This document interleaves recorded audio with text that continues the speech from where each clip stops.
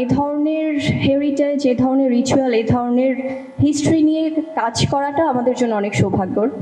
কারণ আমরা সবসময়, স্পেশালি আমি অলওয়েজ খুব ডিফারেন্ট কিছু স্টোরির অপেক্ষায় থাকি, যেখানে বুবলিকে দর্শকরা একটু ডিফারেন্টভাবেই আবিষ্কার করবে। সেখান থেকে আসলে এই কাজটির জন্য আমি হ্যাঁ বলেছি, এবং আমার কাছে মনে হয়েছে যে আমি খুব সম্মানিত বোধ করেছি যে টিম থেকে সবাই আমাকে নিয়ে ভেবেছে এবং আমাকে তারা আসলে খুব সুন্দরভাবে ওয়েলকাম করেছে। একটা অঞ্চল নিয়ে বা একটা শহর নিয়ে যখন সিনেমা হয়, সেটা কিন্তু দুর্দান্ত সাহসের ব্যাপার। সো সেখানে যখন প্রপার রিসার্চ নিয়ে কাজটা করা হয়, সো আনন্দ আরও দ্বিগুণ কাজ করে। সো আশা করি যে খুব ভালো কিছু হবে ইনশাআল্লাহ। Hope for the best. সবাই দোয়া করবেন, শুভকামনা জানাতে এসছেন সবাই, থ্যাংক ইউ সো মাচ। আর ঢাকাবাসীর জন্য অনেক অনেক ভালোবাসা। আর ঢাকাইয়া ভাষা এবং ঢাকাইয়া মেয়ে যদি দেখতে চান, অবশ্যই সিনেমা হলে গিয়েই দেখতে হবে।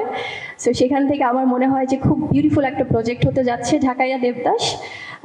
ঢাকা শহর, ঢাকার ইতিহাস সব কিছু নিয়েই আমরা আসলে চমৎকার একটি প্রজেক্ট উপহার দিতে যাচ্ছি দর্শকদের জন্য।